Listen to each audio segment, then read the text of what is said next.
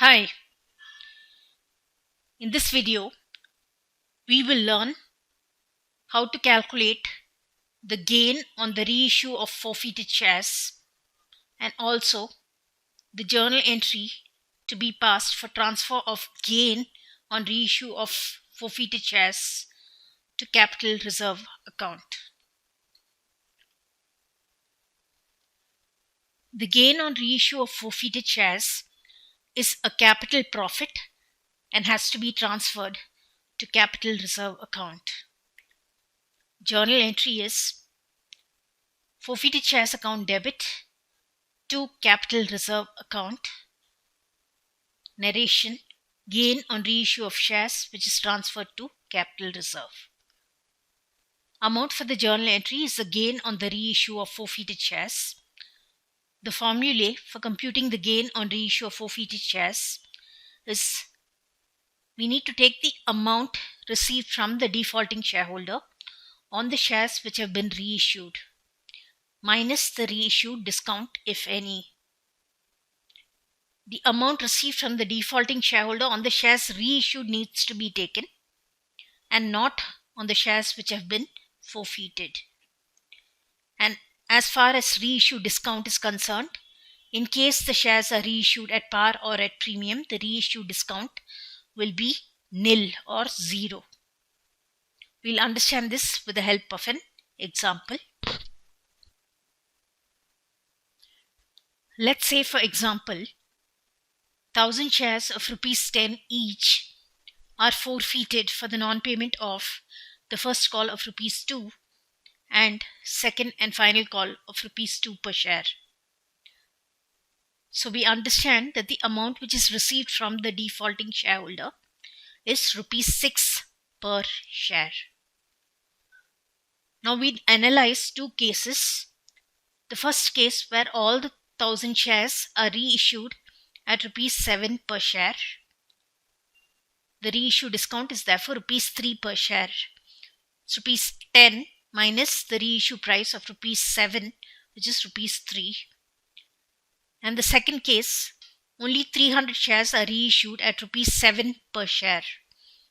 Again, the reissue discount is rupees 3, rupees 10, amount paid up against share capital, and the reissue price is rupees 7. So in the first case, all the 1000 shares are reissued, and in the second case, only 300 shares are reissued. So the gain on the reissue of shares to be transferred to capital reserve is rupees 3000 in the first case. How do we get it? We need to get the amount which is received from the defaulting shareholder on the shares which have been reissued. It's rupees 6 per share which we have received, and the shares reissued are 1000.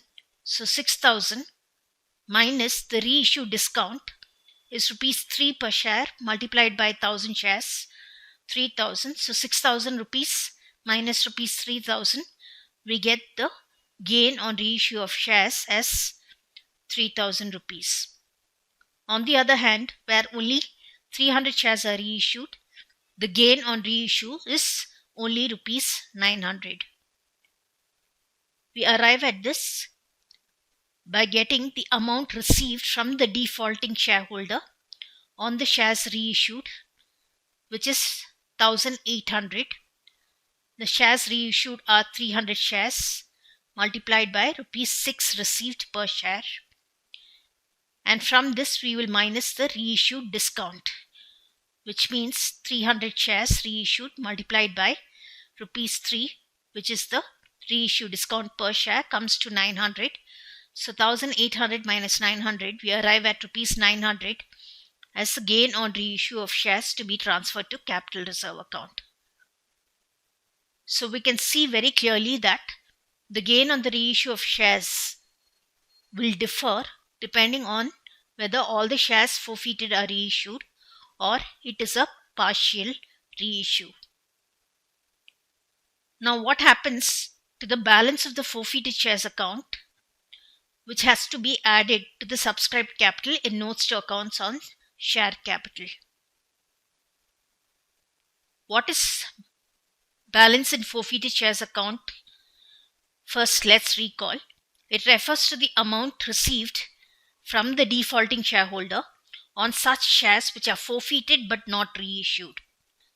So now when we take the case where all the 1,000 shares are reissued, there are no shares which are forfeited but not reissued.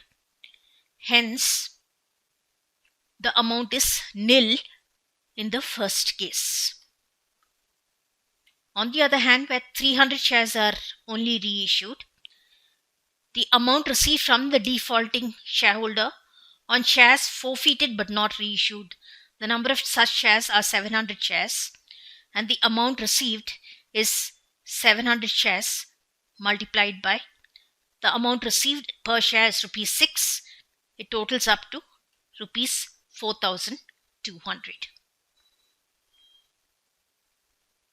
So in this video, we learnt the format of journal entry for transfer of gain on reissue of forfeited shares to capital reserve, and also how to calculate the gain when there is full reissue of shares forfeited, as well as when there is only a partial reissue of shares forfeited. Now in the upcoming videos, we will be solving example sums where we will pass the entries for forfeiture, reissue, and the transfer of the gain on the reissue to capital reserve account.